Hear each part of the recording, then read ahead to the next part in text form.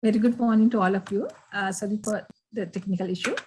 And today again that our resource person is Professor M.N. Kaumal, that I'd like to invite all of you.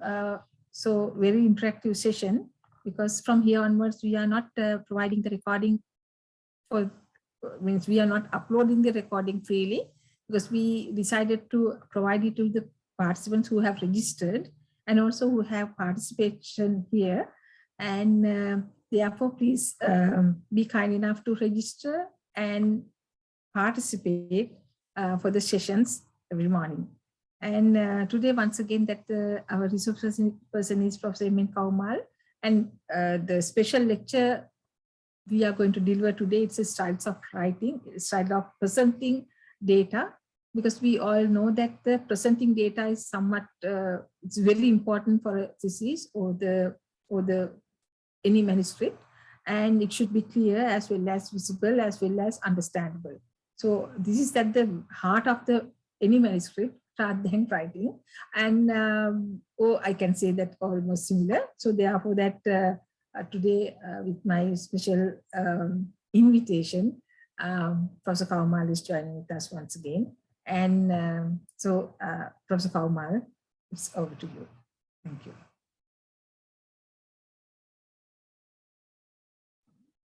Thank you so much, Professor Banduni.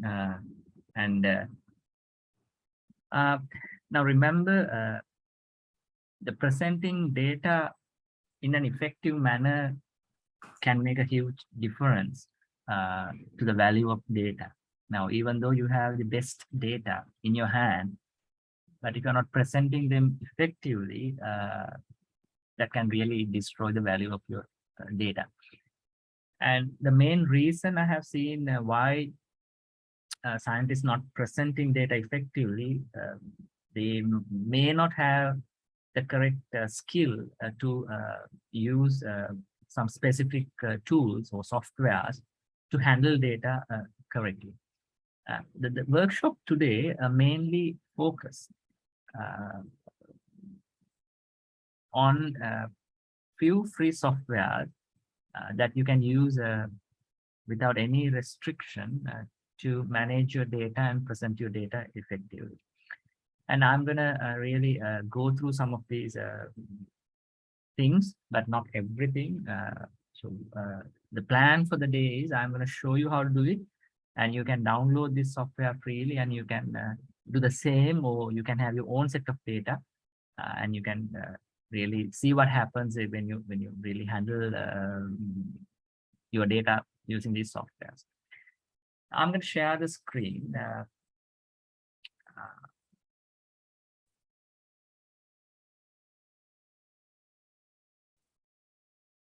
Now, what you're seeing here is the first software. Now, all of us using Excel to plot data when we are writing a thesis or a dissertation. So here's my Excel. Now, Excel is a good software. Yes, I totally agree. But sometimes when you present data using Excel, it's extremely difficult, and maybe you're not happy with the way Excel provides some of these functions, or some of the outcomes produced using Excel, not really attractive in sometimes. Now, for example, when you're putting error bars, you can do it using Excel, but again, I'm facing so many issues. Maybe it's a tedious process to get what I really want. So alternative I'm proposing is a software called SciDavis. Now, the SciDavis software is a freeware. You can download freely, and you can use it freely. Even SciDavis is giving a manual, plus there are videos produced by many scientists around the world how to use SciDavis. SciDavis is a similar software to Origin. If you ever heard about Origin, I'll Google and show you what Origin is.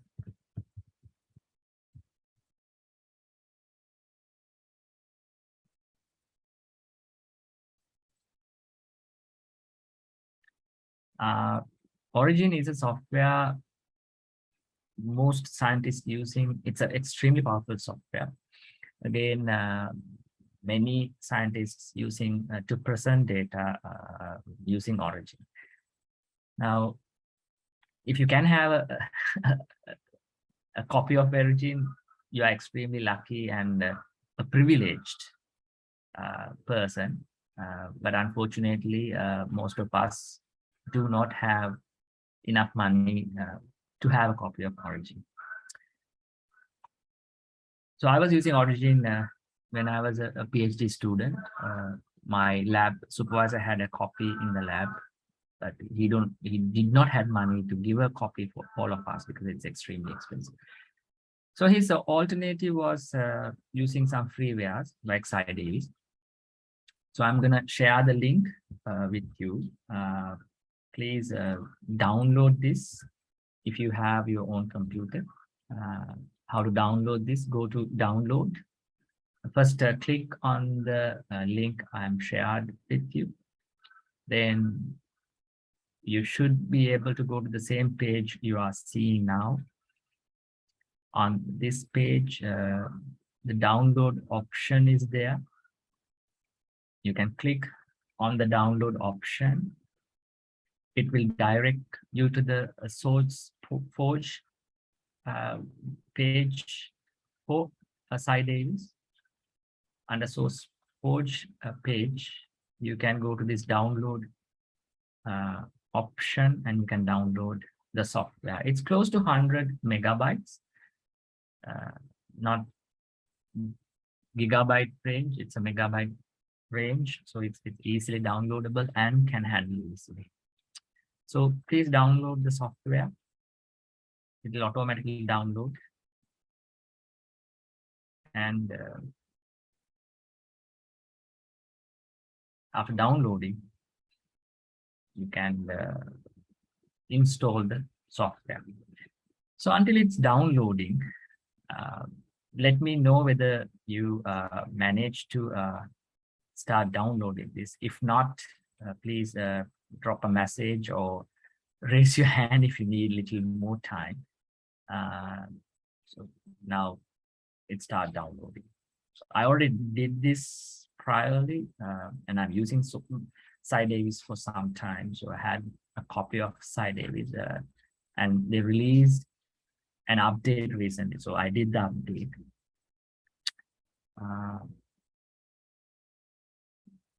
My internet is little, I don't know, it's faster or slower, but it'll take 4 minutes for me to finish downloading. All right, keep downloading that. We'll come to that point later, but let me show you something little, something else while it's downloading. If it's already downloaded, please install that software. It's a typical Windows installation file. You can really install it's easily install that and get ready for the session. While you are downloading and installing, I'm going to show you something you may not really seen before. If you have seen this, it's wonderful. What I'm just going to show you is a style guide, a book actually produced by a certain organization, how to write scientific documents if you're following a certain style. So what is style? Style means each scientific organizations or a specific group of scientists in a similar field, they accepted and following a certain writing style. Now, Chicago, Harvard, and MLA. So these are writing style. Most engineers following IEEE style. But as a chemist, we are following ACS style, American Chemical Society style. So when I say a style, you may think it's only what? Only citation or how to write the bibliography, but it's not really that. I'm going to show you the ACS style guide. So this is the ACS style guide. You can see the style guide.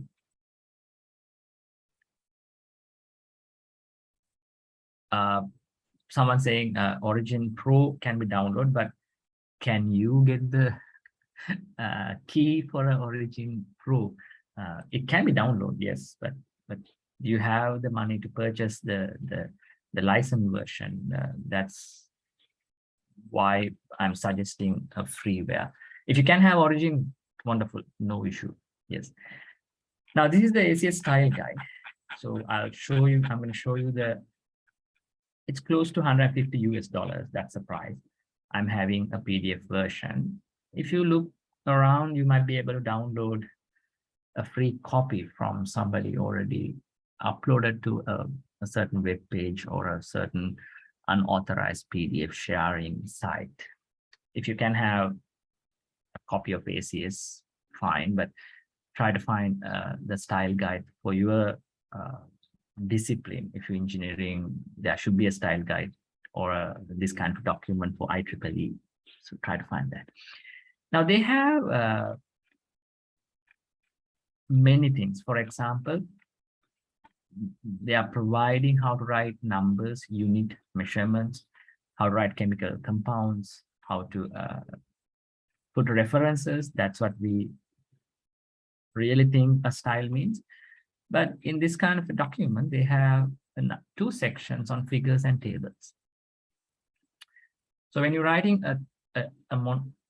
some kind of a document for a certain, following a certain style, especially when you're writing a dissertation, if you want to follow IEEE, please go and check what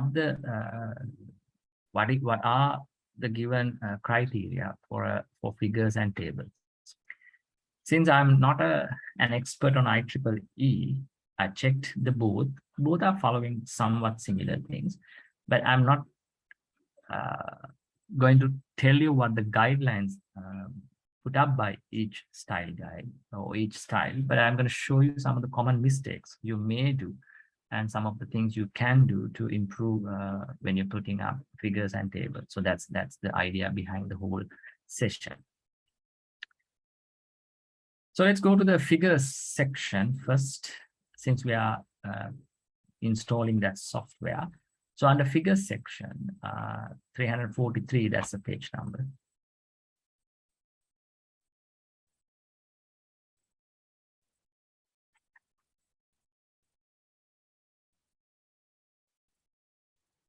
So a question to all of you.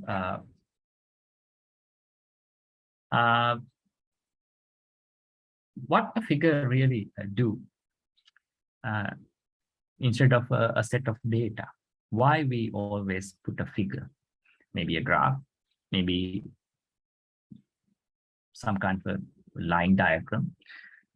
So figure gives the overlook, and the reader can really understand the data quickly, and you can present data in a small area on an A4 paper rather than using numbers. So numbers are difficult to digest, but images are easy to handle for our brain. So these are the questions you need to really answer yourself to decide whether you need a figure or a table. Do I want the basic point to be communicate at a glance? When you see, do they need to understand the information just looking at it? Then you need a figure. Do you want reader to see trends and relationships, like the rainfall change with the month or with the weeks for a given year? Then use a figure. Do not use a table.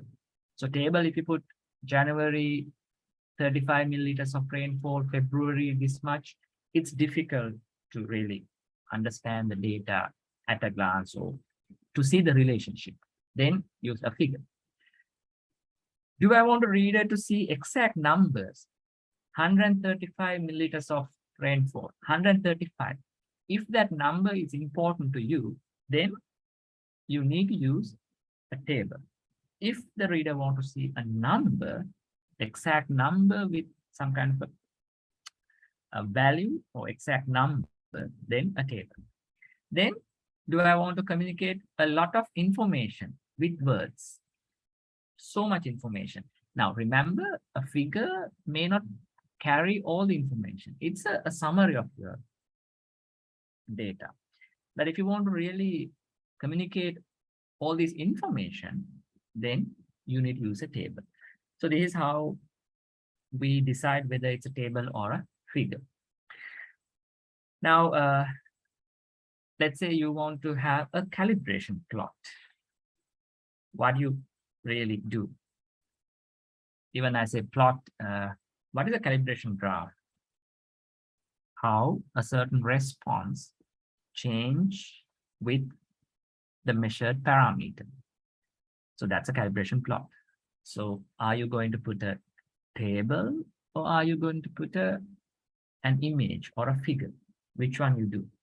In a calibration plot, do you want to see the exact number? No. In a calibration plot, what you want to see is the correlation, how the response change with the concentration of your measured parameter. Then, based on this guideline I given to you, do I want to reader to see trends and relationship? A calibration plot is a relationship, the measured parameter and the response. Then I have to use a figure. So the first thing I'm going to do is I'm going to show you how to really plot a good calibration graph using Excel. Why Excel? Because that's what you're using currently. It's comfortable for you. So I'm going to start with Excel, and I'm going to redo the same thing using SciDavis to show you how easy SciDavis is compared to Excel. Before I go, is everyone had the installation file? If you do have the installation file, please install the installation file to your computer. When you install it to your computer, you will see this kind of icon in your program list, or you will see a shortcut on the desktop. Let me show you the desktop shortcut. It's here, SciDavis. So this I letter and kind of a red dot in the middle, black line, curved line behind it. So remember, SciDavis meaning is scientific data analysis and visualization. Not only visualization, you can even analyze some of the data. But analysis part I'm not going to do today, but I'm going to show you how to visualize your data using SciDavis. All right, let's do the first activity, how to plot a calibration graph using Excel. So I'm going to have the concentration and the response measured using, let's say, atomic absorption spectrophotometry. I'm going to have the concentration of arsenic in ppm, arsenic in ppb, and the response. Response is arbitrary unit. So I'm not going to put a unit, but I'm going to put R for the response. That's a message. All right. One informing me download is completed. If download is completed, you can go to your download section of your computer and double click on the download file, or the installation file, then go through the installation wizard and please install this software to your computer. Please do that, right?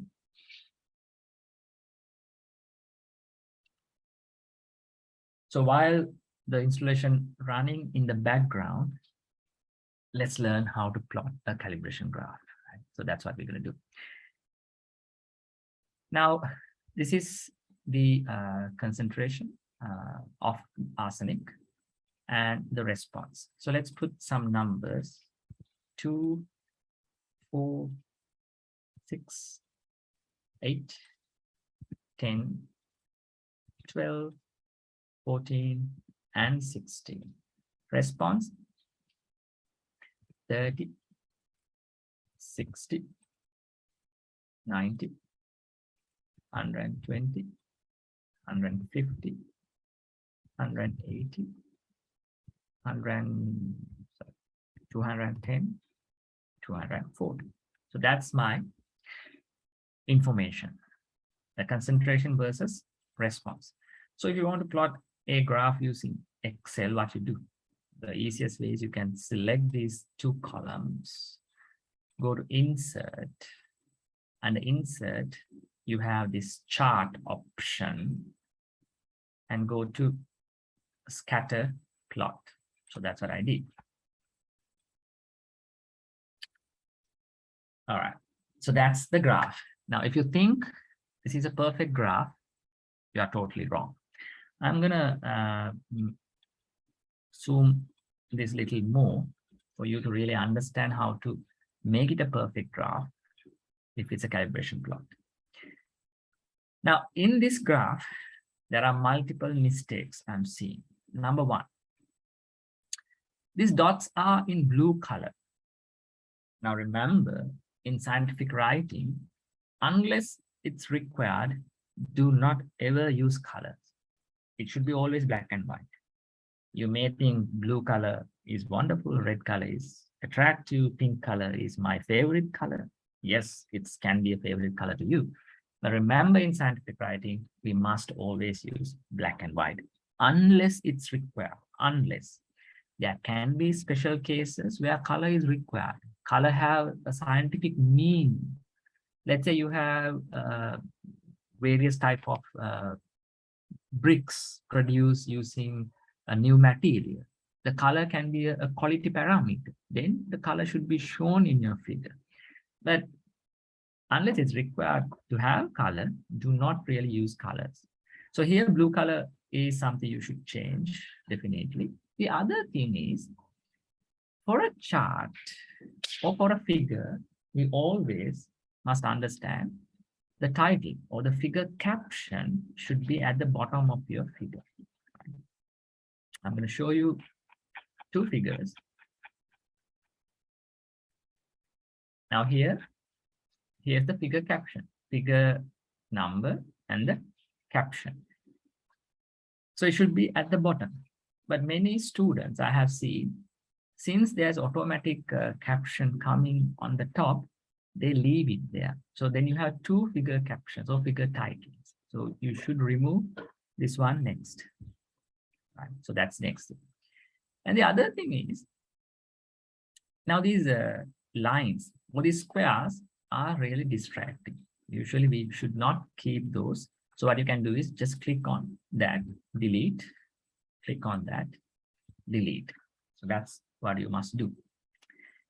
Now your graph is kind of scientific now, but there are a few things missing. What else missing?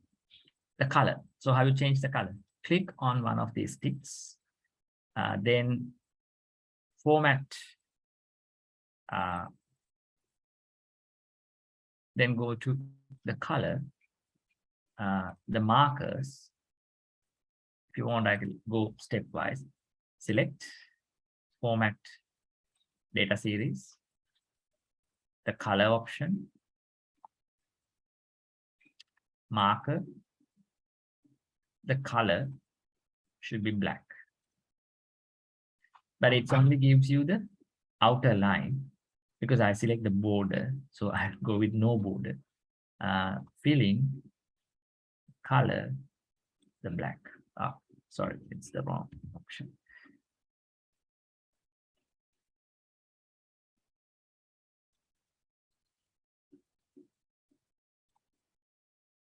Marker option, blue color. It's automatic. Fill, blue, black. Now it's black color dots. So now it's really good. To me, it looks really nice.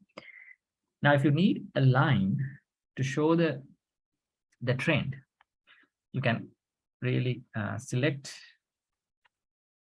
the graph, chart design.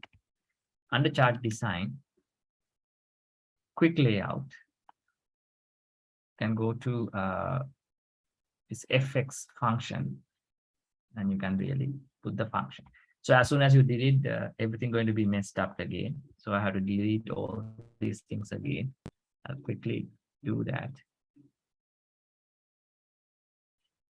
If you want to have this correlation equation, you can have it, but if you don't like it, you can delete it.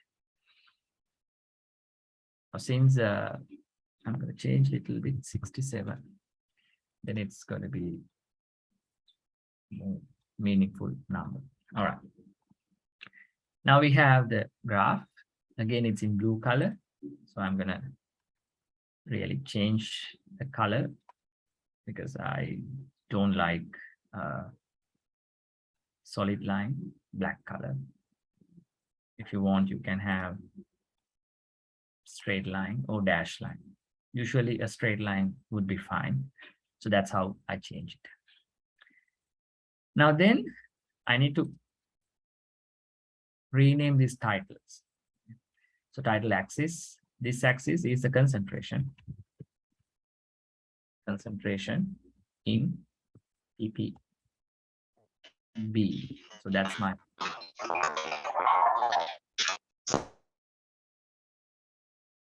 so concentration. This is the response. So response, I put R, arbitrary unit. There's no value. Now do not leave any of these axes are unlabeled. You must label these axes. Now to show you the next thing you must do for a calibration graph, I had to really zoom it to the max. Right? Now, can you see these small dashes? These are called ticks. Now, if you see a tick next to a number, we call them major ticks. If you like, you can have minor ticks also. So how you put minor ticks? You select on the axis, format axis. Can you see these tick marks? So these tick marks, major type outside. Now always remember tick should be outside, not to the inside, because tick indicating the number. Do not keep ticks to the inside in a scientific plot unless the style instructed to do so. Otherwise, you should keep ticks to the outside. And minor type, no. So you can have minor ticks also. Now see, each one divided to 5, and the minor ticks are also indicated. So if you like, you can have minor ticks, you can have all these ticks, but usually at least you should have major ticks. If you like, you can have minor ticks also. So that's something you have to do as the next step. Now I'm going to zoom it out again for you to see the graph. Now ticks might not be visible, but it should be there. The next thing is the concentration 0 to 2. It's not really important because no information from 0 to 2. If you like, you can change the starting point. So in here, it's starting from 0 to 18. So I'm going to start it from 1. Why? To save this graph area. And at 240, it's already finished, but the graph goes to till 300. Again, waste of area, format axis. I'm going to change this to 250. Now, it's really good graph. If you like, you can keep it. If you don't like this correlation equation to be on the graph, you can delete it. Now, there are some issues in Excel. The reason is if you really want to have concentration of, let's say, arsenic, you can type. But if you want to have subscript and superscript, it's not really easy to do that in Excel. Let me try concentration of sodium carbonate. If I remember, it's not easy to do.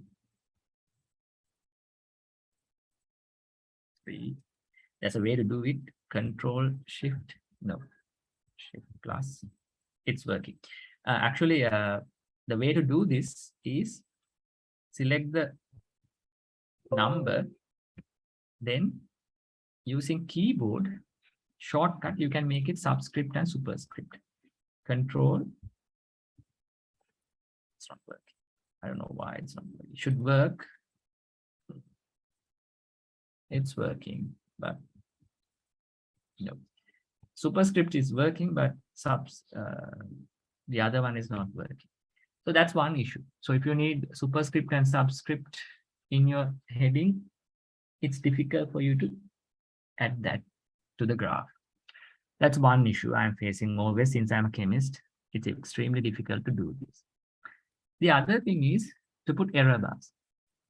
Now, put error bars, you know how difficult to put error bars. If you want to put error bars, usually you go to this plus sign, chart elements, and go to error bars.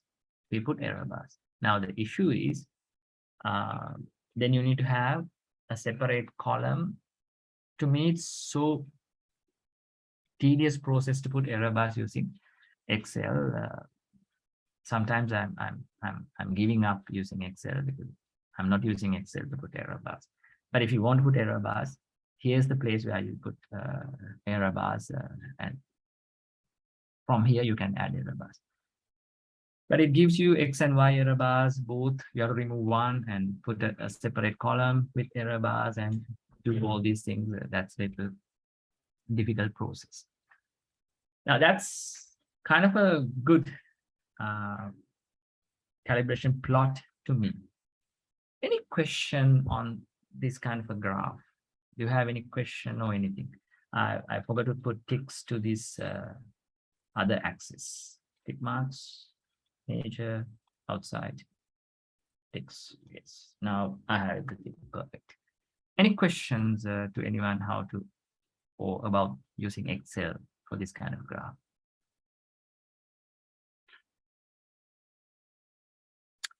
All right, now the graph is plotted, but the next issue is how you transfer this to the Word document.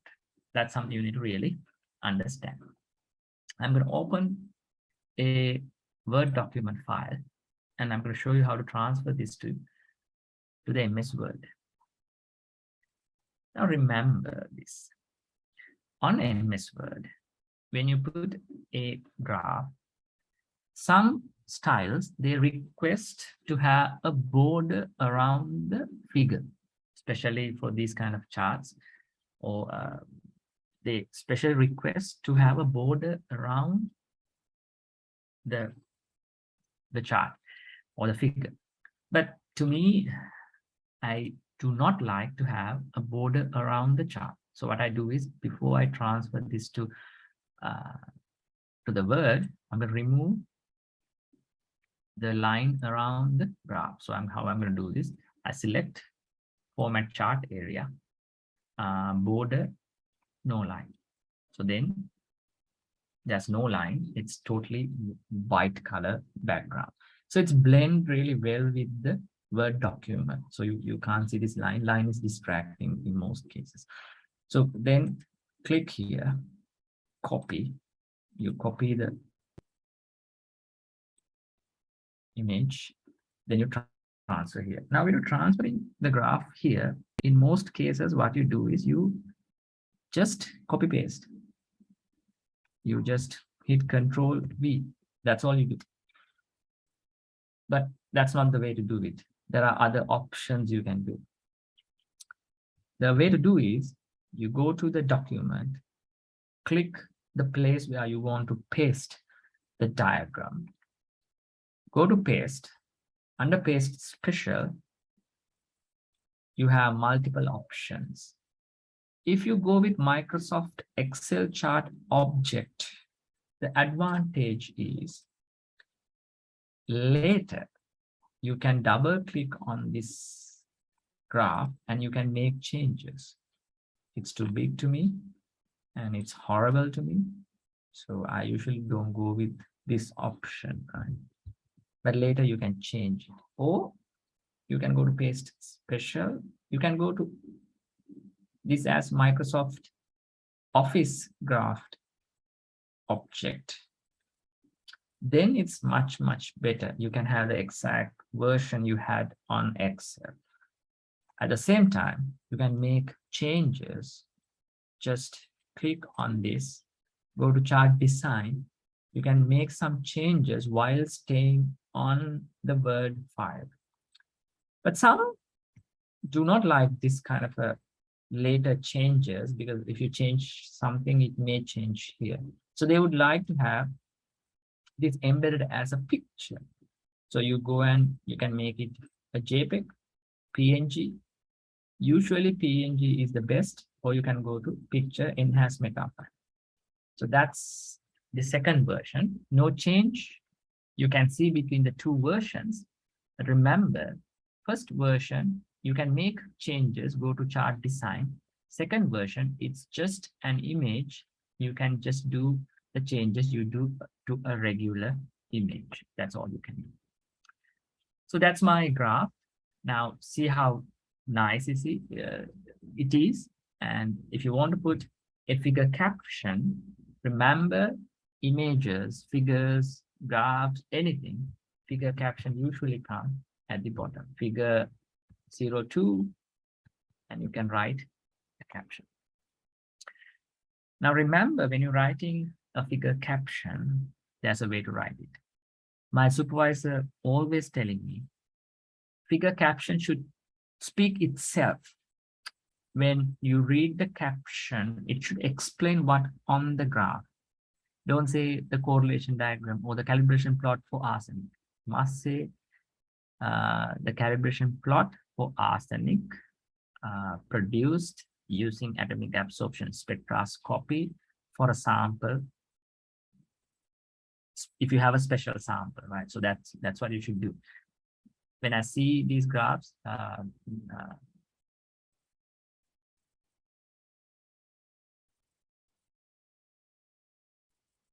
right, there's a question in engineering thesis for masters. If our graphs are not generated with Excel, do we need to change it to black and white? Now remember this, usually scientific writing, we always go with black and white. We never go with color. Now you may think a bar graph having multiple bars, you may think it's really nice to have colors. No, usually unless it's required, you must go as black and white. You can look any of these really good scientific publications. They always like to have black and white.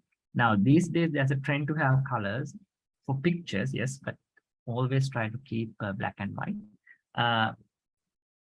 If you are not generating this using Excel, perfect.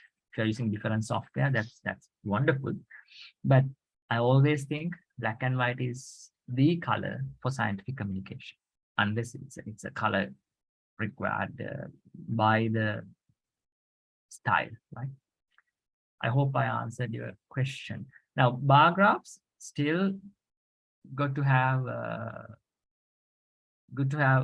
black and white, but if you really want, you can go for colors. But bar graphs always we like to keep black and white. Now there's a question, when you write your CV, curriculum vitae, it's not a scientific document to me. In a curriculum vitae, you can keep any color you like. It's your document, no issue, because no one really put restrictions on colors using on your CV. CV, it's up to you to decide which color you want. All right, let's move on. Now, these are some of the typical 4 types of graph images we are using in our scientific writing. First one, a variation, XY type. So this is the variation of absorbance or intensity for a certain material or materials. It's shown with the wave number. So it's absorption graph. Now look at here. Now they could have used color, but they are using black and white. Why? Remember this. If your reader is colorblind, what can happen? We don't know.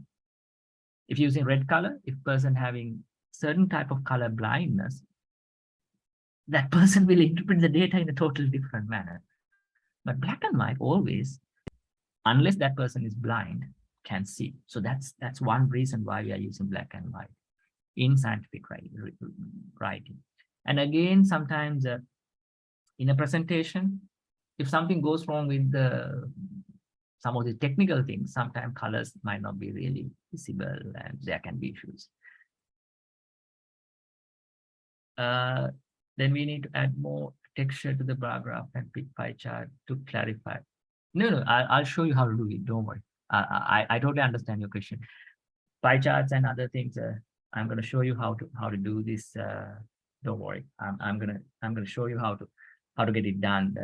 Give me 1 second. I have to shift this 1 second.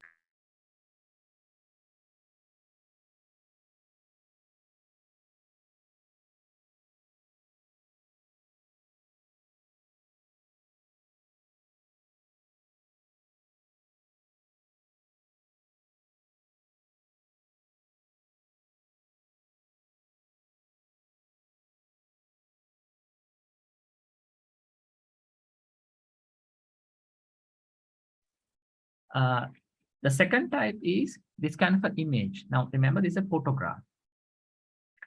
Now, in a photograph, you may need colors, because if you want to show the color of this liquid, there's no other way you can do that. But usually I have seen, even if you want to really indicate the color you can indicate, but in some presentation, they are writing the solution of potassium permanganate, purple color. Why? If there's a colorblind person to assist that, sometimes they do it. These are the first two types. And this is a sketch or a diagram produced to show some kind of a setup. Now, this is so common in engineering field. It's a sketch, again, black and white. How you control the color? The total black, gray, these colors are available in this kind of a drawing. So I'm not sure how you draw this kind of a diagram. There are multiple ways to draw this diagram, but what I'm using is, again, a free software. I'm going to introduce that to you. It's called LibreOffice. The second software I'm going to introduce for you, and I'm going to show you Libre. That's my.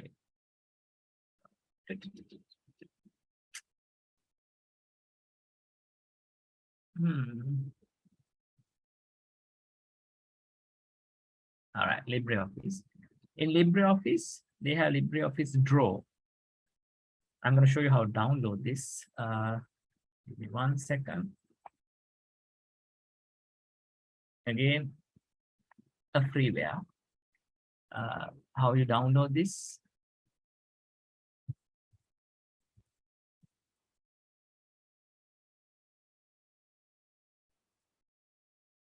To me, LibreOffice is better than Microsoft Office.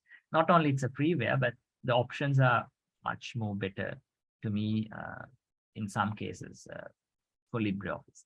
So I'm going to share this link also. You can use it if you like.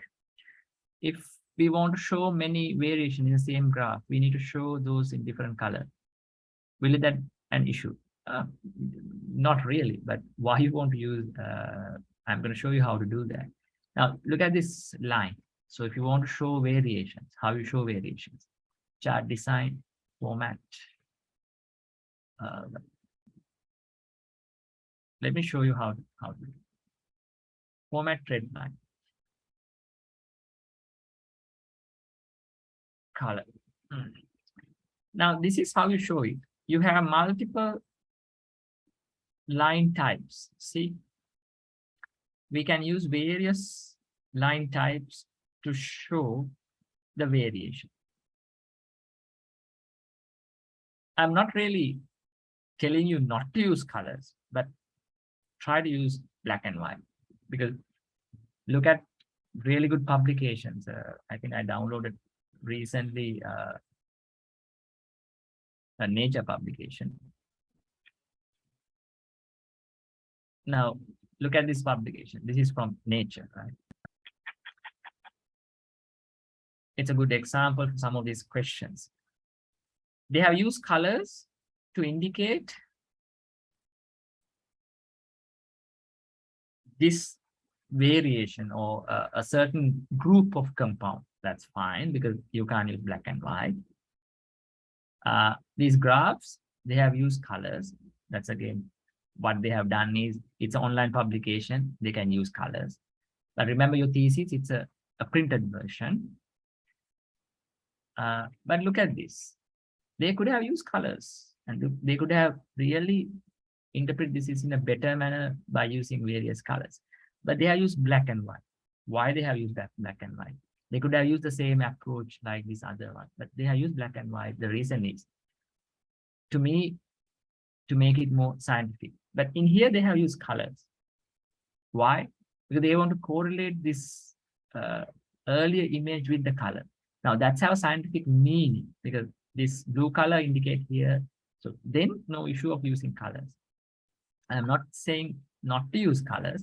You can use colors, but remember, make sure it's an online publication, not a printed version, but all these things will be considered. But again, you can use colors. It's choice is up to you, but make sure there's scientific meaning when you're using colors. So in LibreOffice, you can download LibreOffice using this link. I will share the link with all of you for the second time. It has two softwares in LibreOffice not comes with Microsoft Office. First one is this LibreOffice Draw. This is the one, right? LibreOffice Draw. So LibreOffice Draw is a really good software if you want to draw these line diagrams, because if you don't know how to use this Corel Draw or something else, that will really helpful for you to draw some kind of a diagram using this LibreOffice. Because if you want to have a square, you can have a square. If you want to change the color, you can change the color to various gray color schemes. You can do anything you want.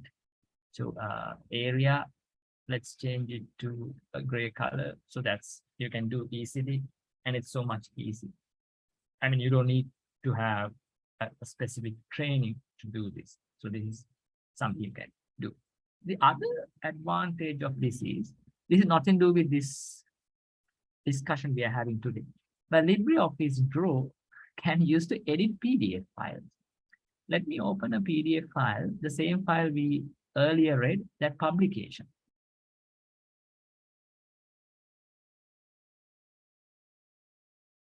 It's a PDF file. It will not allow to edit unless you have a PDF professional version.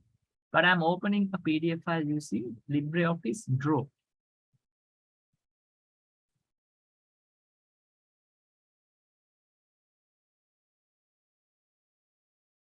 See, you can edit it. Each line is editable. It's the same document we saw earlier. You can edit. So only first page came because it's you have to take it page by page. So you can edit it. So this LibreOffice Draw can be used to edit PDF files unless it's password protected. You can edit it easily. So that's the other advantage. So try this LibreOffice to draw line diagrams and etc. If you do not have some skills on photo, some other drawing softwares or graphic designing softwares. All right, so that's the other thing I want to discuss. The fourth type is this kind of a scan, microscopic or photographic image, a scan version, because this is how to be scanned. Now this version, remember always, you need to have a scale. Since it's really smaller, you need to put a scale here, right? Now, sometimes we might not put a scale to these other images, but always it's good to have a scale when you put an image. Now, this kind of a thing, you don't have to put scale. Why? We all know what the size of a beaker or a flask. But if you have your own device developed, even it's few centimeters, no one knows whether it's a centimeter scale or meter scale. So it's good to have a ruler next to the image when you take a photograph. Then you can really define the size, or the reader can understand the size by looking at the ruler. In some image photographs, they have a ruler next to the photograph. If you have a small scale or a coin size device developed, then they have a ruler next to that image. Then the size is easily understandable for the reader. So these are the 4 types of images usually we use. Right? Okay, quickly, I'm going to shift to the SciDavis because that's the discussion for the day. I hope all of you install SciDavis. So this is the software. When you open, you will get this kind of a welcome window, right? Now they have X and Y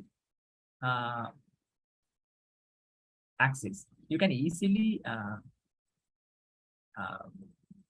import data file, Commodline file to SciDavis. So you can easily do. So don't worry. You can, if you have an Excel file, you can easily import those data to SciDavis without an issue. But let me copy this data directly to SciDavis. Hopefully it will copy. Let's see. Right, it copied. And the rest, this one, copy. Right, I did it. Now, one thing to understand is, in this SciDavis, you can have multiple x-axes and y-axes. All right, the SciDavis link.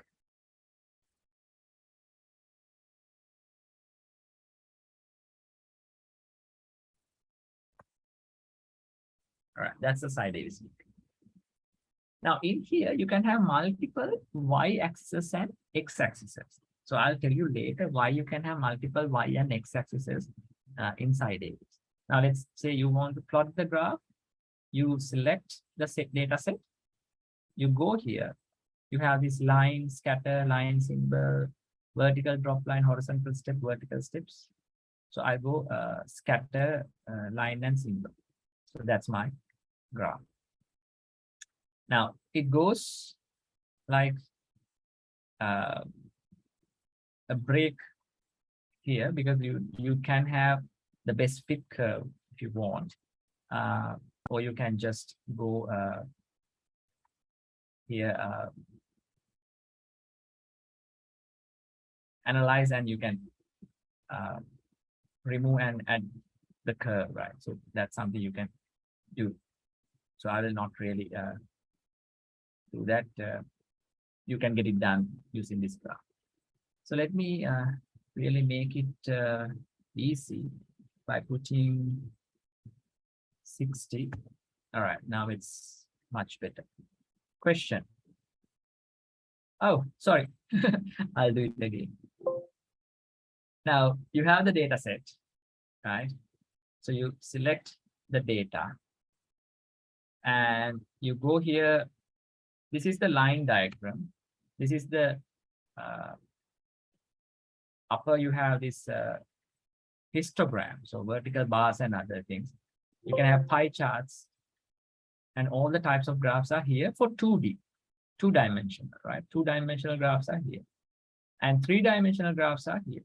These are 3-dimensional graphs, right?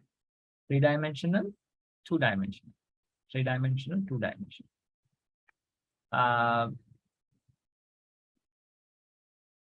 We select X and Y data, you go here, line and symbol, you get the graph.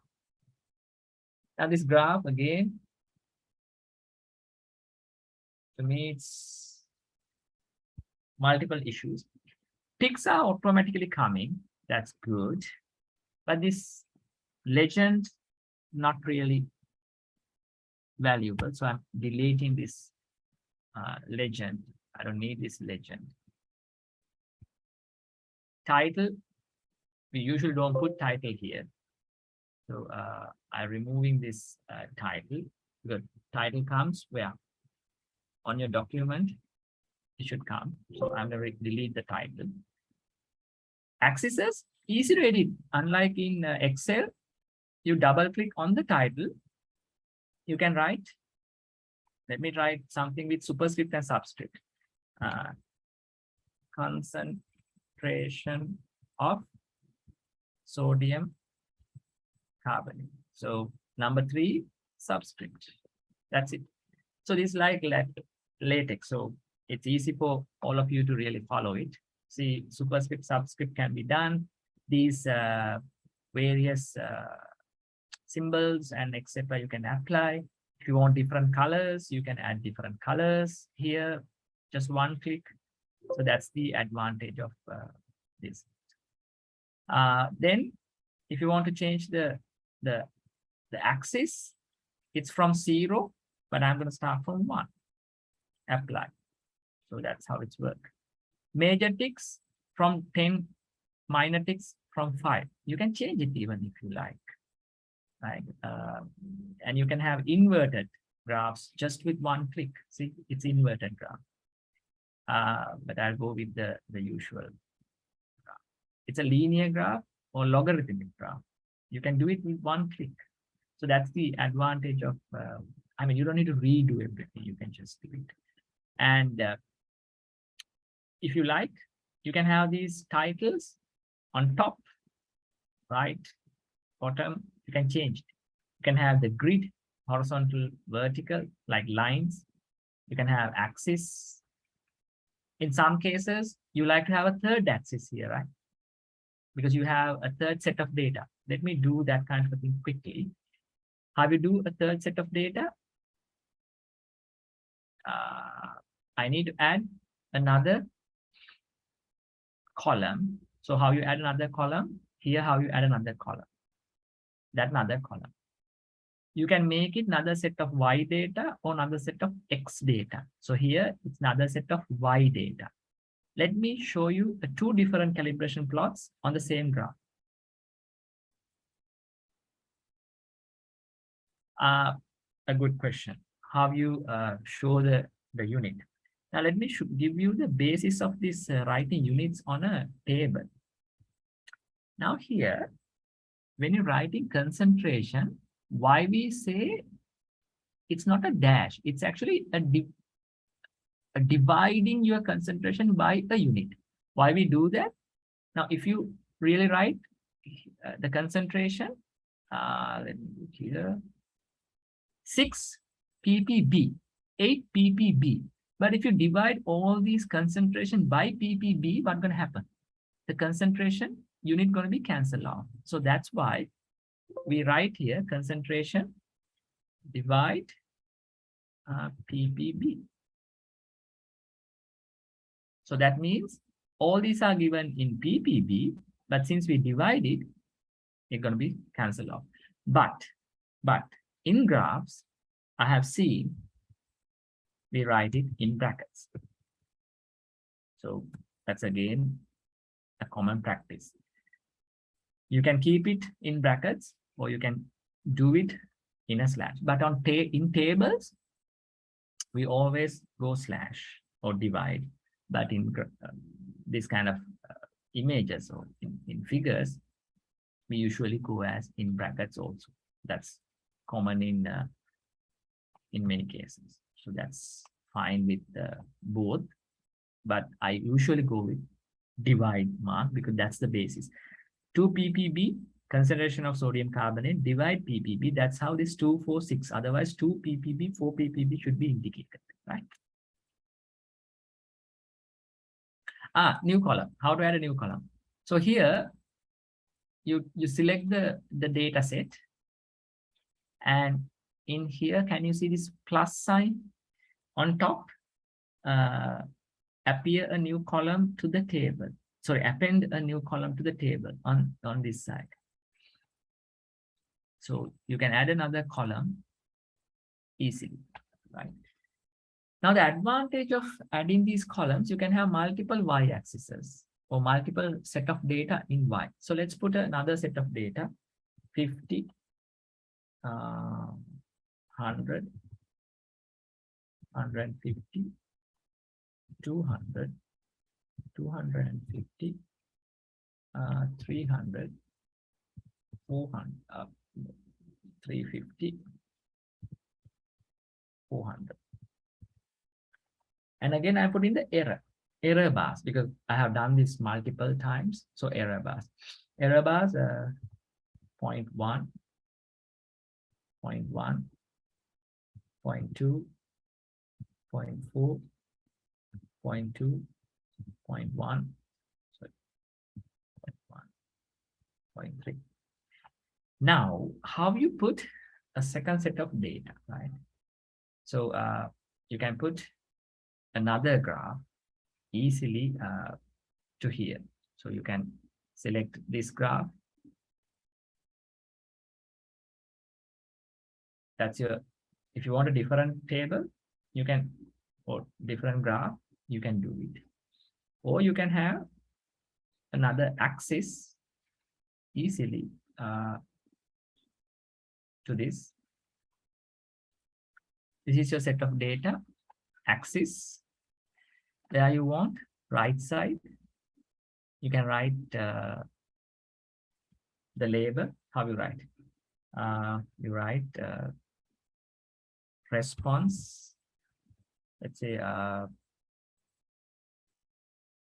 this R of arsenic solutions. If you want subscript, superscript, colors, you can do anything. You apply. That's your other axis. You can have multiple axes without any problem. So you can have multiple graphs, multiple axes. You can do anything you like, right?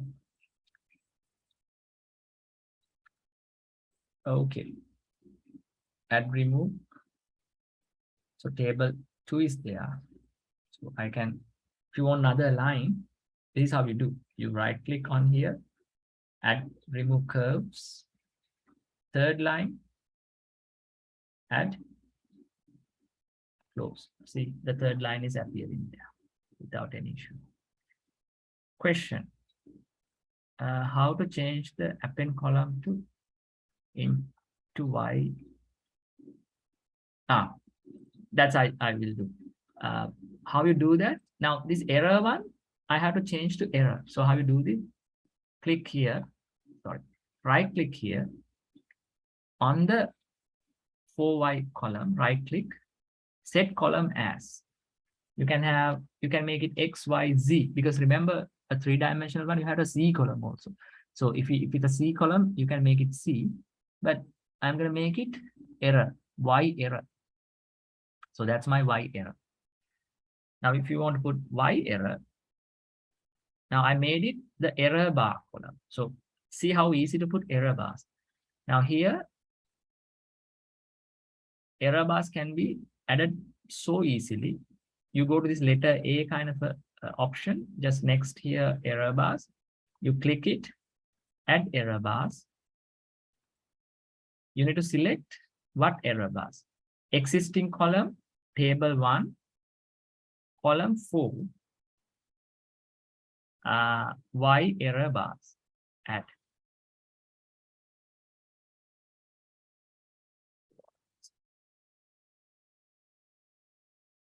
Table 1, 2, table 1, 3. Yeah, table 1.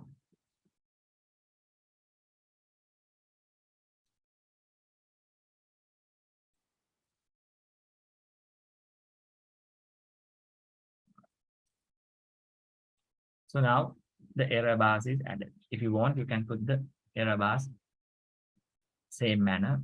I make it set column,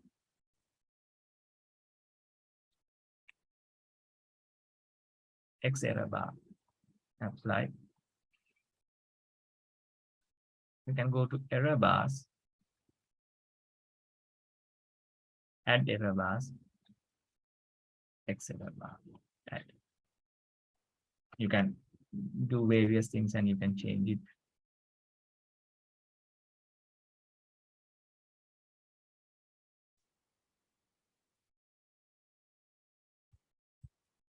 think I did a mistake.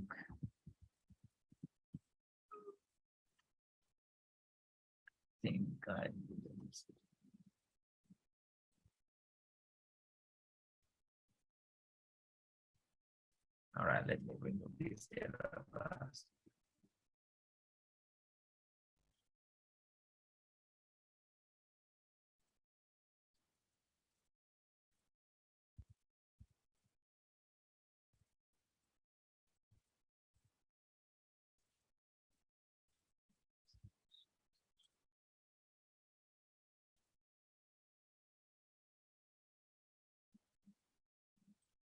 I think I mistakenly closed the whole thing. Let me do with this one. So I have to redo everything. I mistakenly closed the whole thing.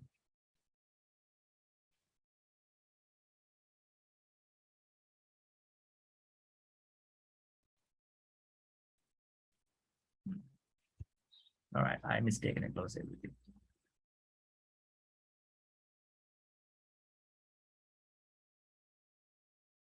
How error bars working. Now, how error bars working. Now, let's say I'll explain that and I'll redo this the part I missed. Now, let's say if you have response, you need to have 3 measurements taken for the response.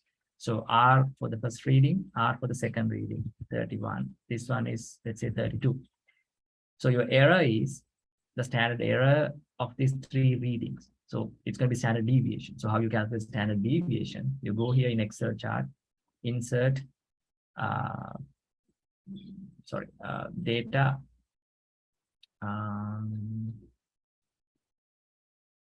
formula, more function, statistics, standard deviation.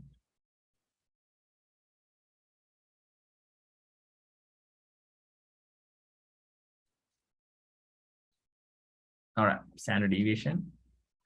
So this is the set of numbers. So that's the standard deviation. So likewise, you can calculate standard deviation for the whole set of data. So the standard deviation provides the variation of your data set for each concentration. Now that's going to be your standard deviation, and that's going to be the value here. So you set the column as Y error, then you plot the graph. I will quickly plot the graph. So that's my graph.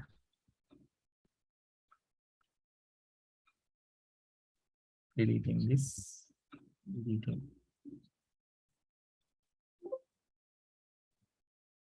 That. And adding the error. Existing column, column 3. All right, that's the error bar. Now, it's extremely small. That's why you might not be able to see it. I'll update this value to 3 just to make sure you can see it. This is 4, this is 3, this is 4, this is 6. Now you can see the error bars easily. You can change title axis, anything you can do. You can add another column, another axis. You can do anything you like. This can be saved as a file, but remember, in scientific writing, the file usually we go as TIFF file, not JPEG. TIFF or BMP. Remember that. I'm going to show you some guidelines given here. Now, GIF or for a web, RGB 3-color JPEG.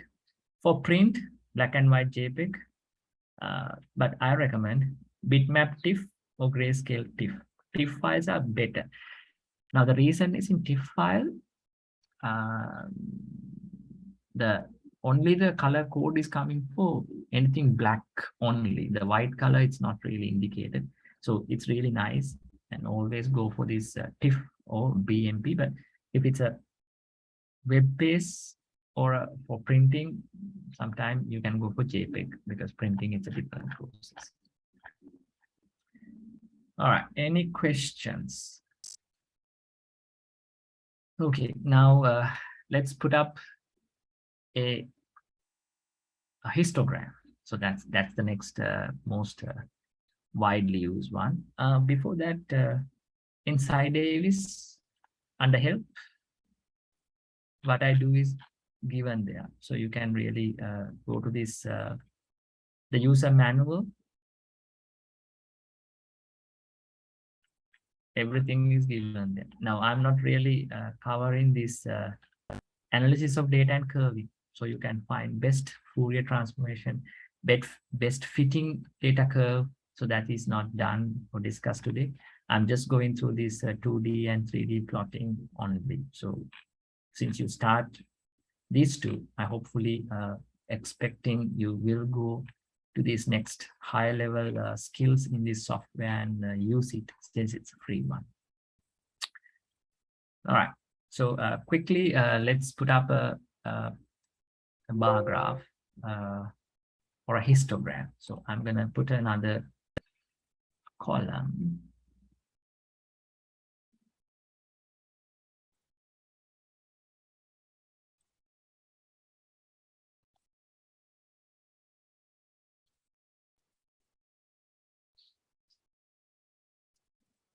All right, let's put some numbers here. It's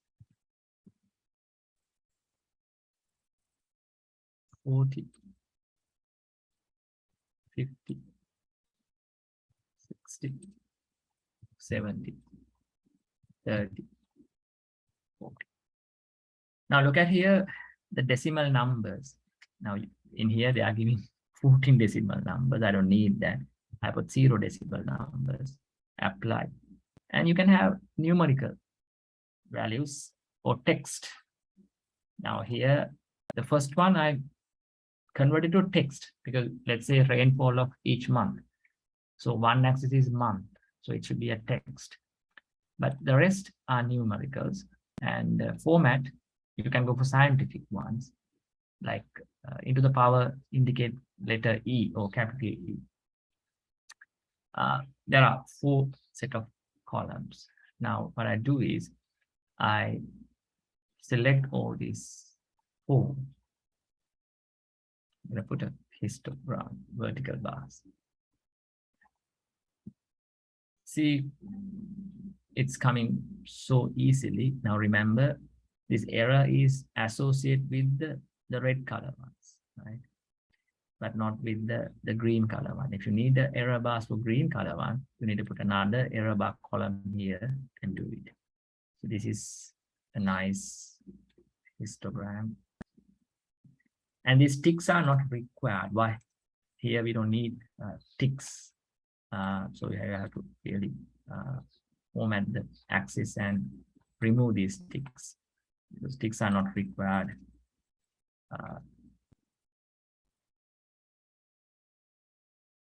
For this kind of a graph.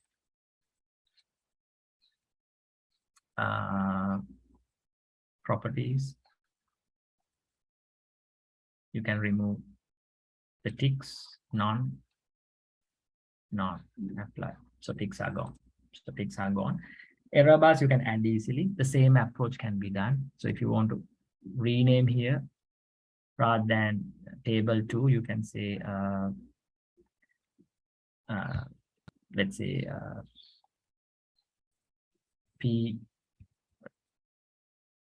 PHY data IY data. Apply.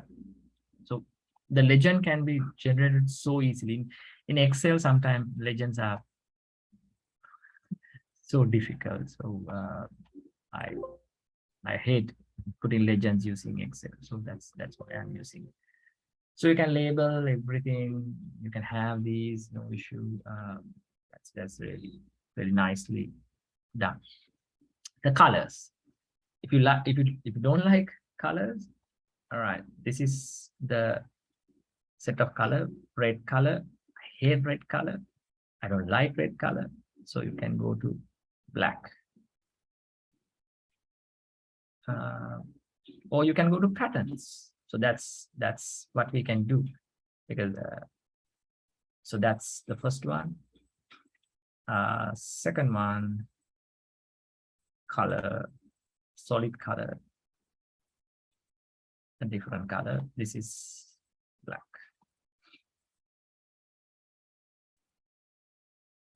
And black. So black and white. Now, which one you like most? Which one look more scientific? This black and white one or this colored one? To me, black and white one is more scientific, and it's make a bit more sense. If you want to change the size of the legend, rectangular one, you can set as default, but if you like, you can make it a little bigger. You can change the font, you can change multiple things easily. So that's how you develop graphs and images. Any questions up to this point? Anything you want me to clarify a bit more?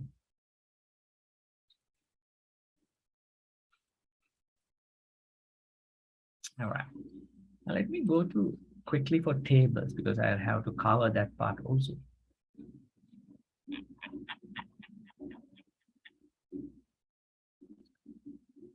Now, ACS Style Guide even providing each image size and the pixel or length and everything. So it contains that much of details when you're putting up images, and even they're putting the font size, right? Now let's think about these two images. First one, horrible. Why? These black color data points are too big, and axes are what? It's really bad, right? It's again not good. Then font is not really good, and they have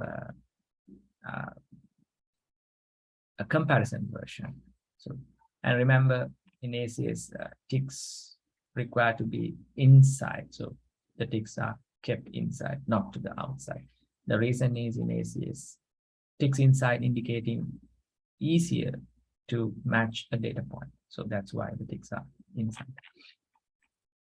And this is again two histograms. Now see, capital axes label, it's horrible. It's not really good. And the legend, they have T simple, W simple, D simple, not good. And compare this one, units kept in bracket, the question were raised, I like in brackets. And all these are in grayscale. The color differentiation is much more better and easy to differentiate. A question. Is there any rule for graph coverage compared to total figure as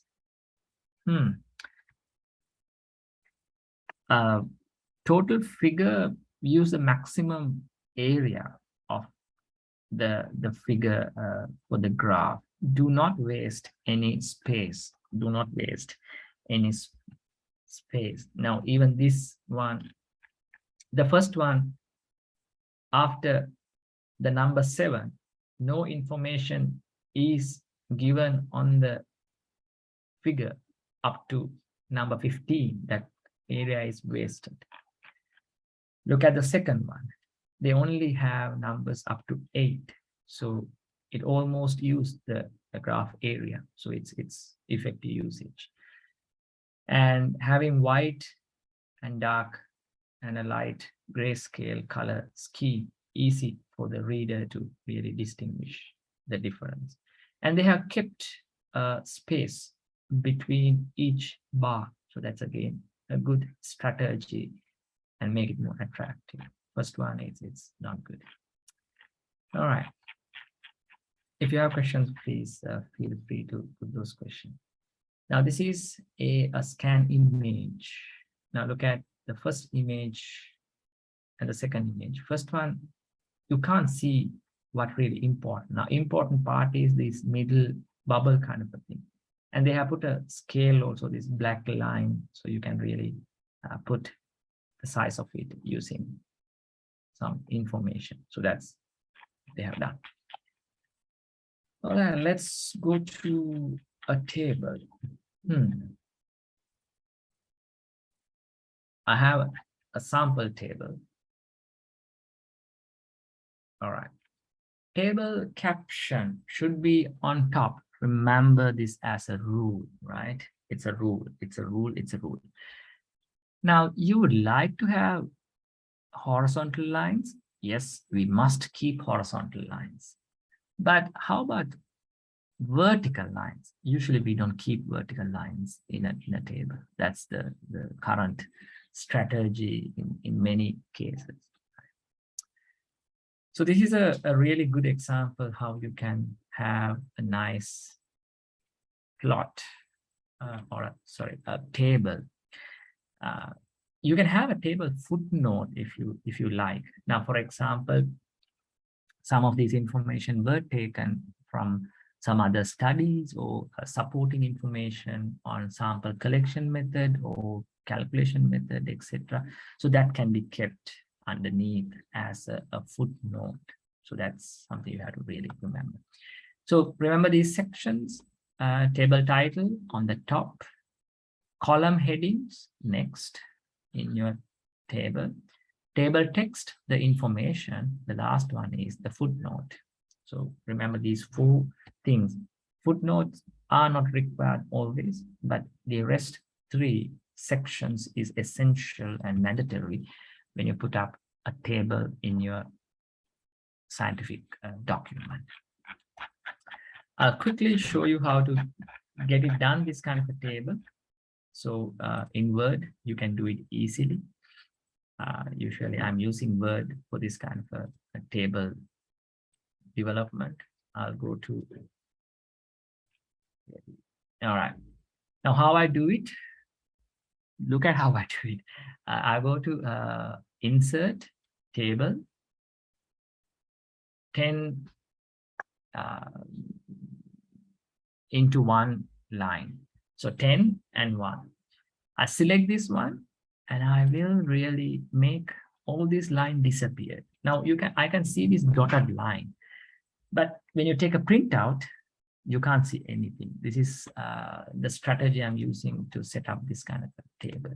So table, borders, no borders, but grid line is indicated. So switch on the grid line, no border option, right? So that's what you should do. Then I can have multiple lines. First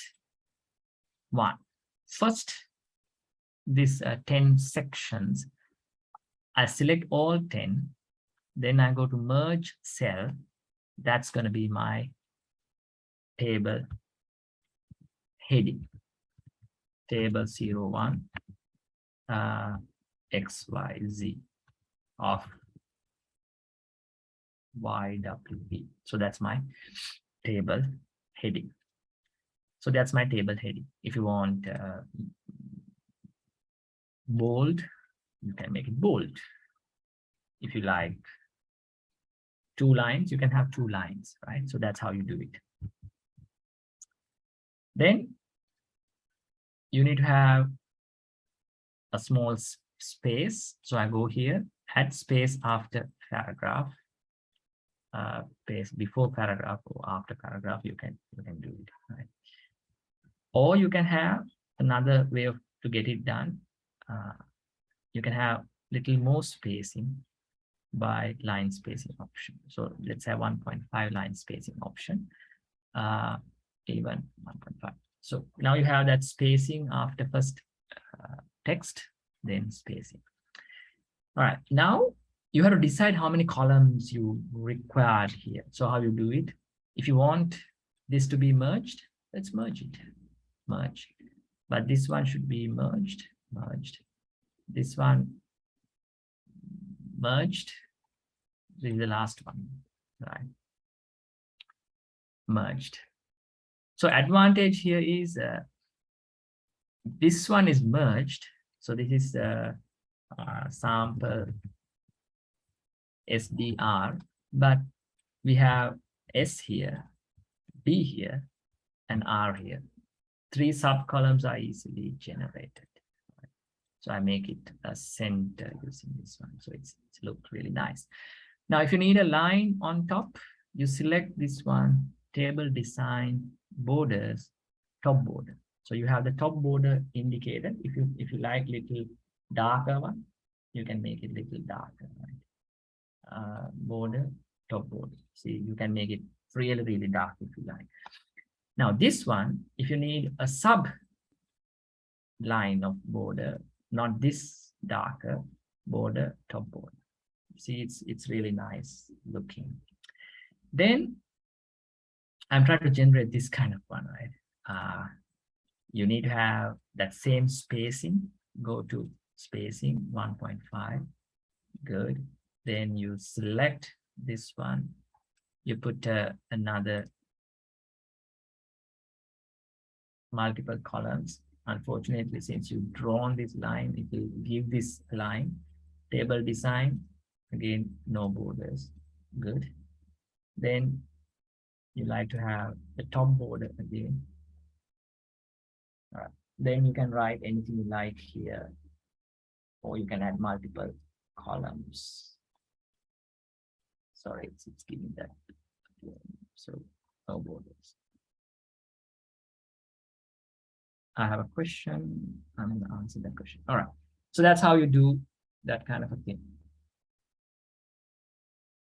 Is it preferred to specify title of table from insert caption? I'm not really understand the question.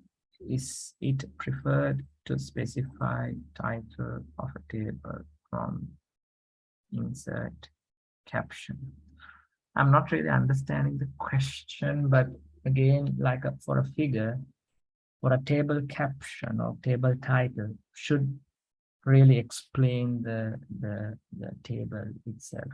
If this table only went to somebody's hand, they should understand what's given in the table just reading the figure or table caption. That's the rule you should follow. Put the required information for someone to really understand what's in the table even without the text. That's something I have to remember. Right? Then you can really finish the table by layout here. If you want a footnote, you can add a footnote at the end. Just select it. Footnote. Right. So that's how you do it. And select this one, table design, borders, bottom border. So that's how the table should be done, right? I understand that. Now, some of you like to create this automatic list of table, list of figures, a list of everything, automatic version. Yes, you can do that, but I'm not really a big fan of doing that. The reason is sometimes I like to keep my initial set of pages as a separate document, each chapter separately in my pieces. Then it's easy for me to handle rather than a huge big file. And what I do is after my thesis is done, I just quickly copy paste everything to create the first few pages in my document. Again, I usually a fan of using these tables with hidden lines the same way I did here. Then I can really easily, like page numbers 6, 8, 12, 14, and I can make them centered, really nicely aligned, and everything can be managed easily. So automatic ones, if something changed somewhere, everything goes wrong. Sometimes it's not giving me good result, but all my students doing this automatic version of creating table of figures and everything. I never say no, but the way I do it is a little different than what they do. Maybe I'm old style on that one. If Word is extremely good at it, please do so. There's no restrictions, so that's fine. So this table, let me really show you how good this table is after converting this to a PDF, right? In PDF, you can't see these lines. Files, save as, downloads, PDF, test, save. Then go to test. These are the two graphs. See how nice these two graphs on a PDF document. See how nice this table is. See, now you can't see those lines, that the table is perfect to me. Maybe because it's my own table, I'm saying it's perfect, but to me, it's really look nice. That's the way to do a table rather than having these vertical columns. Try to have these horizontal lines only just to differentiate these things. All right. Okay, so that's how you do that. And there are multiple informations you like to have it. But remember, many manuscripts request to have images and figures separately. So let me give you some set of advices when you are writing your thesis. Now, what most students do, sadly, if you want, let's say, this diagram, what they do, they go to edit, edit, under more, take a snapshot, you select this, then you go to your Word document. Then what you do, you just go to paste special device independent bitmap, you paste it. That's how you take it. There are two issues with here. This is not belongs to you, it's not yours. So the typical accepted way to get it done is if you're copying something from anything else when you're writing your thesis, provide reference. Good. But since it's an image or a table, when you're copying it from somebody else one, under footnote or after the reference, you should put this specific sentence. Adapted without permission. If you're copying it without writing to the original copyright owner, adapted without permission. Or adapted as it is without permission. That means you copy it one-to-one without permission of the original copyright holder. In some cases, if you want to publish it, you may have to write to the original copyright owner and get the permission to reproduce it as it is, then adapted as it is with permission. In some cases, the copyright owner may even give you the authority to edit this image, right, a little bit, or edit a table a little bit. Then we write adapted and edited with the permission or with permission. So that need to be right. And keep this permission emails with you. If something came up later, you may need to produce these emails. In some cases, you take an image and redraw as it is to avoid copyright issues, but then you have to be little genuine and write redrawn or recreated without permission. You can write, but you have to write recreated based on the original image of XYZ. That's you have to write, right? Okay, I have a question. I couldn't find table design toolbar in MS Word. Could you show that again? Definitely, yes, why not? So this is MS Word. I'm using 365. When you select on the table, it appearing automatically table design and the layout. Could you please tell me what version of MS Word you are using? Then I can help you on that. But again, if you don't have the most recent version of MS Word, you can use what? LibreOffice. LibreOffice have all these options and you can use it much more better than MS Word. I'm showing you this MS Word version rather than LibreOffice, because if I show you LibreOffice, you might not be really like it because you are a fan of fan of Microsoft things. So you may really tell why he's using LibreOffice, why he can't use. So again, here tables are here, everything is there. So try LibreOffice if you can't find. If we obtain data from an article and prepare a new table layout without data, do we need to original author permission? No, because you are using data, but you need to cite. Under footnote, you have to say the data obtained from this and that, or the data obtained from this source. You have to indicate the original source of the data. Yes. You don't need permission, but you need to give the citation to the original source of the set of data. But remember, in some cases, some images and some drawings may be copyrighted.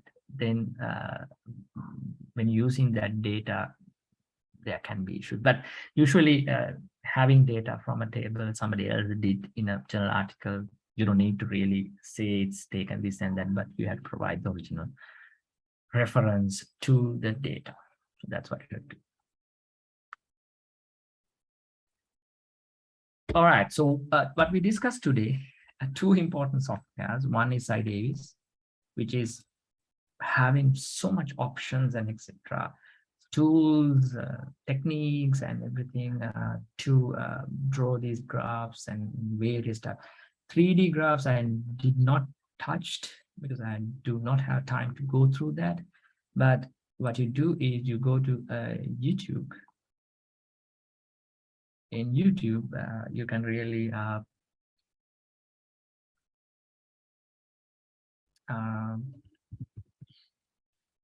iDavis. So there are multiple helping videos.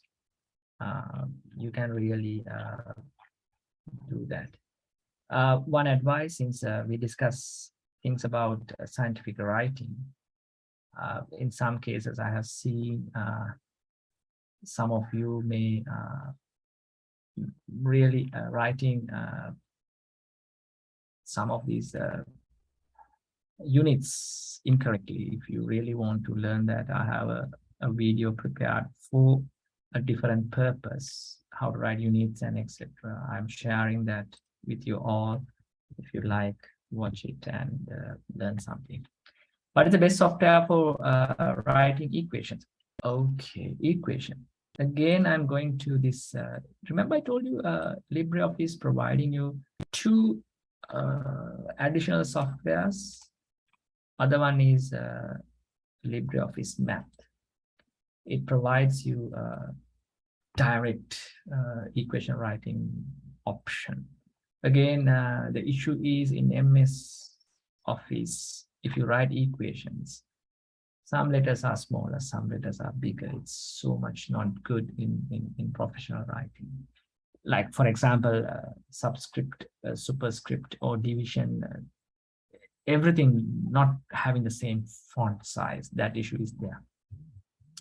But as engineers, most of you may using LaTeX, so then that issue is not there. But if you really want to write the equations much better, this might be a better option, right? Because this is like LaTeX. Remember, we since you are engineer students, you can really easily use this since it's work like LaTeX, right? See, and font sizes are equal. Now in Word, if you write this for multiply by something, then that's X, sorry. If you 4 multiplied by x, then I have to type this one. Give me 1 second. I show you right how nice this one. 4 multiplied by this need to be come here. All right.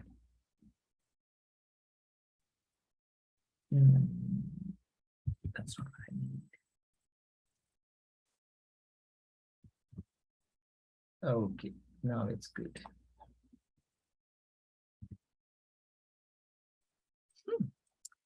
Why I can't get it done? 4 times this one.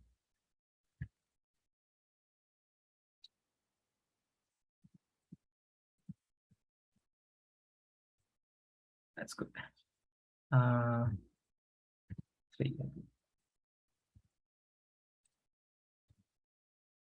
Okay, now this one I will enhance. Now look at the advantage. All these fonts are in same size. But if you do this in Word, see what happens. I'll do the same thing, right, if I can, but I'll make it sure you get my point. Equations. This one comes as 3 divided by 4. In here, in front of this 4,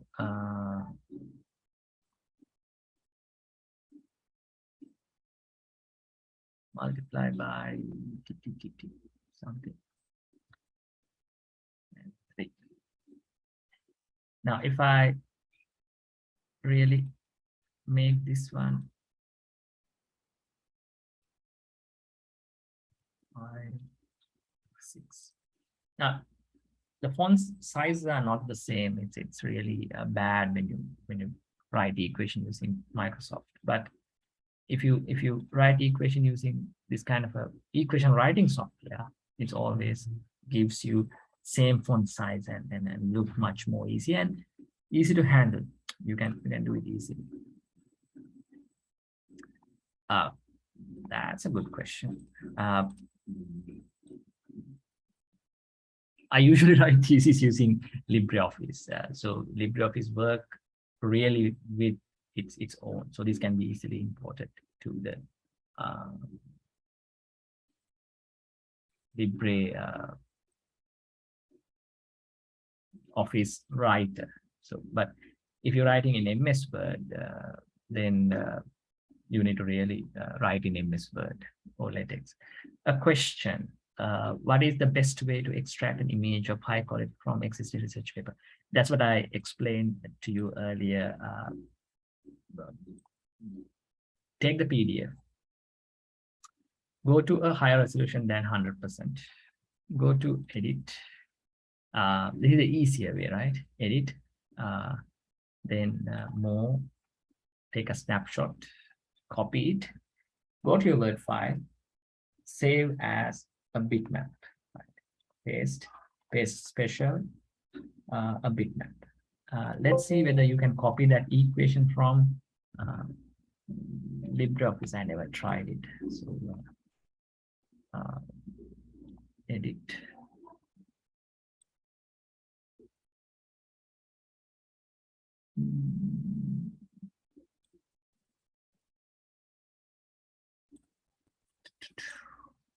I'm not sure whether you can do it. I'm extremely sorry. I don't have an answer for that. I never thought that way, but it must be able to do it. I'm not sure, but it should be able to do it. I don't have an answer for this, whether we can convert this to a Word. I'm sorry, but I'll look for that. If I can find an answer, I find a way to update all of you on that. Maybe some other way, right? All right. Snapshot resolution is less than the printed screen. So I have explained that. Now, snapshot, if you just copy paste the usual manner, not the way I showed, right? Then the resolution is going to be extremely poor. So let me show you the same image. This one copied again, snapshot,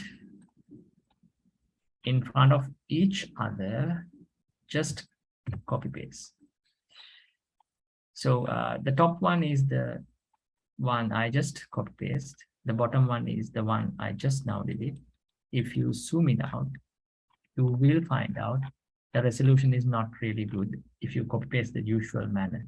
But all depend on the original document's resolution. If it's poor in resolution, you can't enhance the resolution. You have to redraw the document image using a different software. But the original one, if it's really good, then you can carry it to a second document with the same resolution. So that's usually the practice, right? But sometimes I do take the image snapshot. I did not expect this question may ask. So I have a third software. It's called Paint.net. I go to this simple image editing software and paste or take that image and paste it there, and I make it better. Or edit, make changes. Sometimes I make this image extremely big and copy paste and take to this image editing software and do it. This is Paint.net. If you like this software, it's called Paint.net.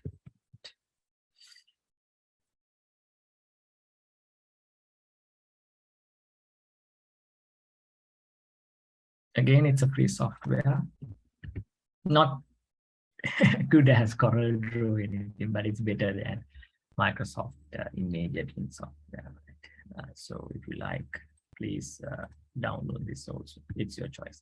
All right, we have more question. Can you specify exact name of math equation? Oh, it's work like LaTeX. It's coming under LibreOffice. Under LibreOffice, there are multiple softwares given. LibreOffice, LibreOffice Base, Cal, Excel, Draw not come with MS, Impress, the MS PowerPoint, LibreOffice Math not come with MS Office bundle, LibreOffice Writer, that's called MS Word. So that's what I used. Right. So this is LibreOffice link. I'll share that again with all of you if you want. Do we have to always obtain copyright for all images we extract from other authors? Definitely yes, because unless you take the copyright owner's permission, for example, try this and see what happens. Take an image from a different article, put that image into your manuscript and submit this article to another publisher, original publisher, and see what happens. They will return back your manuscript and tell this is copyrighted, then this and that and that. It can happen. And again, remember, always good to keep your manuscript clean without copyrighted images. We don't know whether your manuscript end up as a selected document to publish under Elsevier or any other worldwide publisher. So if that happens, you have copyrighted images, you may have to redo everything. So try to have images without any copyright or with the permission of the copyright owner. What about using cracked software in preparation of thesis? No issue. No one going to check whether you have used cracked software or not. I know most students, what they do is they're using what you call SPSS. What is software? The statistical software many of us using, right? Do you have a license code? If you're using SPSS, you need to indicate the license code when you're doing publications. So sometimes what we do is we're using cracked version of SPSS and getting a license code somebody else and put it there. That's what we do. But what I do is I'm not using SPSS. I'm using PSPP. You have all the options in SPSS, but this is a free software like Cy Davis. You can do everything you do. and all the publishers accepting any statistical work done with this PSPP. So I'm using this one for my statistical analysis. Up to now, nothing went wrong for me. Everything was accepted. I will double check with some of the leading statisticians in our faculty. They said fine, they'll accept, no issue. So that's what I do. I always use free software. I'm rarely using paid ones because I know it's a waste of money. So that's my approach. All right, any more questions?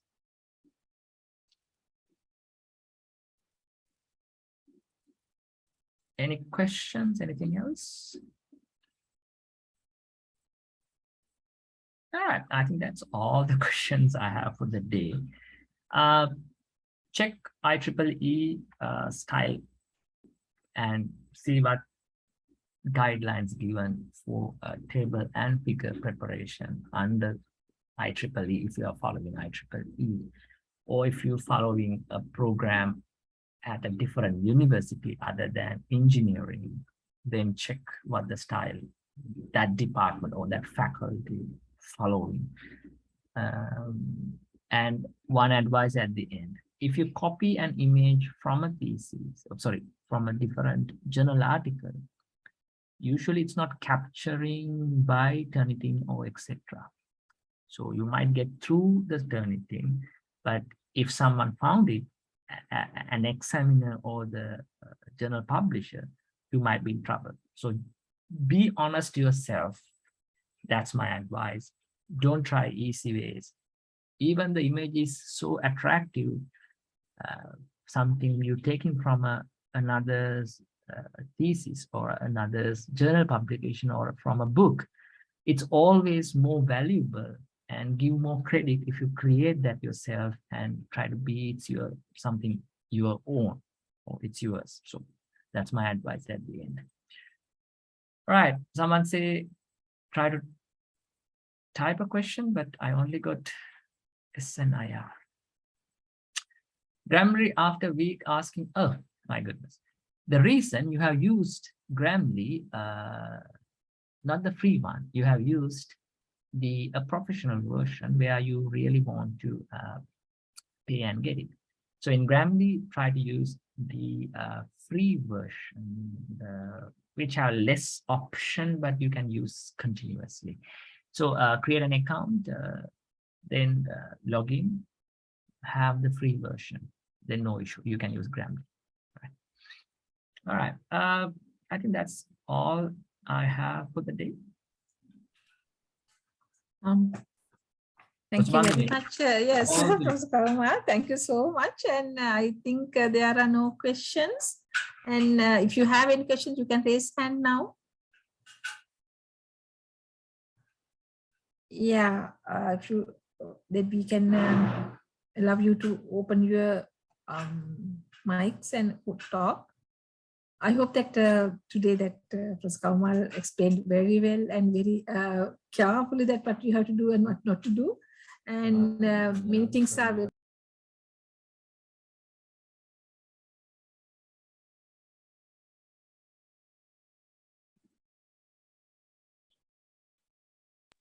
sorry for disturbance. And so even that if you want more details, that next time that when we meet Dr. Professor Kaumal, that we can get the clarification from him. And one thing that actually one announcement before that thanking to Professor Kaumal that tomorrow that we have Professor Manathuga's lecture.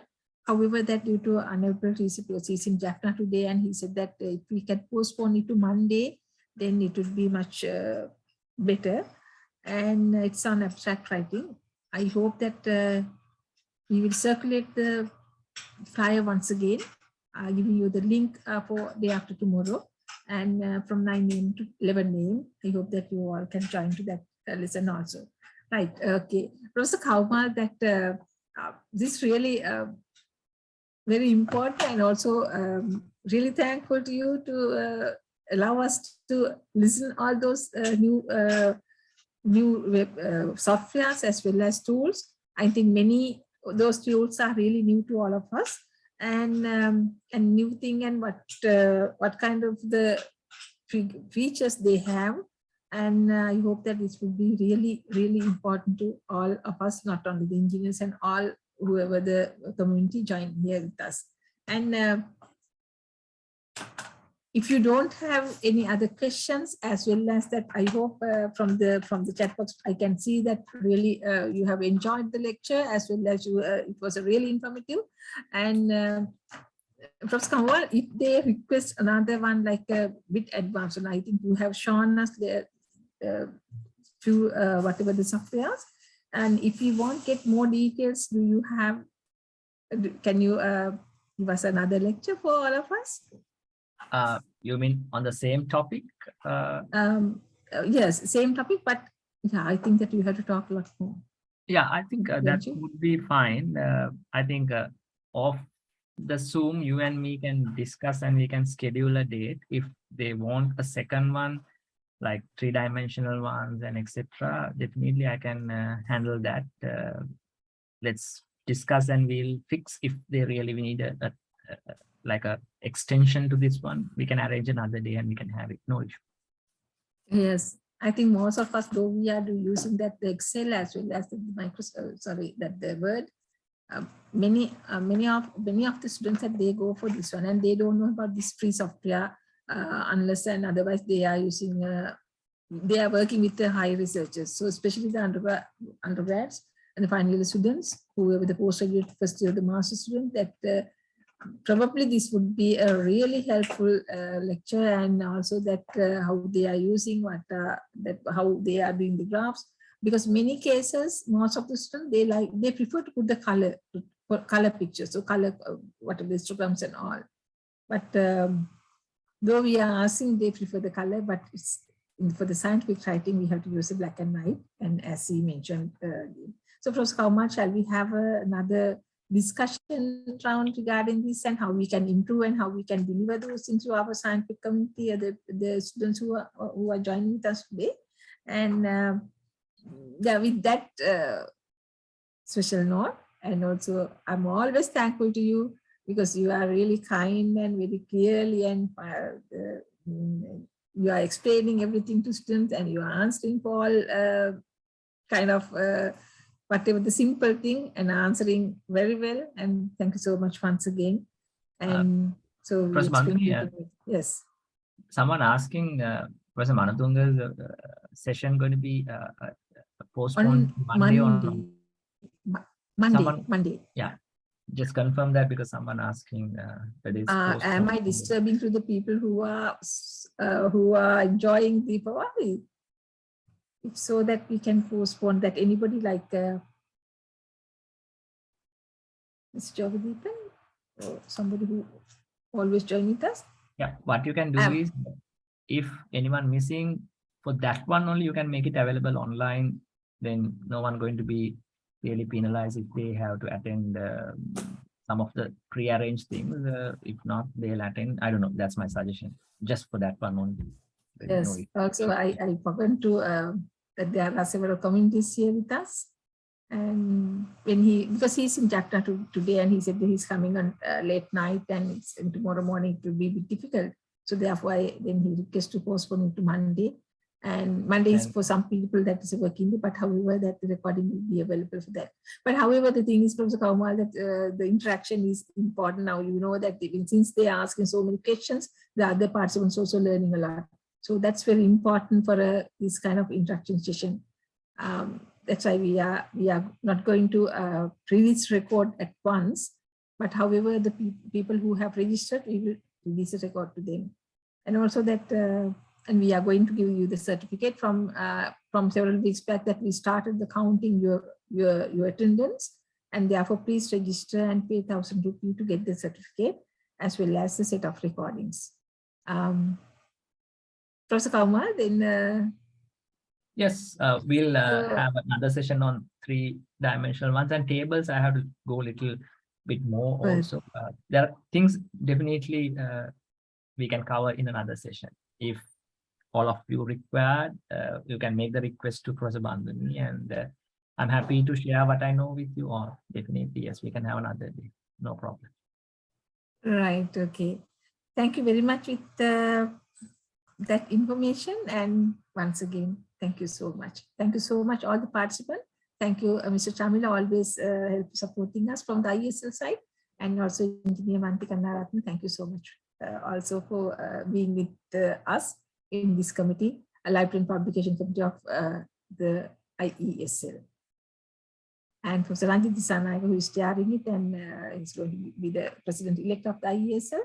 And I hope that in future we will get more scientific sessions and very interactive sessions to all for upgrading your knowledge, as well as which we always believe will help with the national development. Thank you so much. Thank you, Professor Kaumal. Thank you. Thank you. Thank you so much.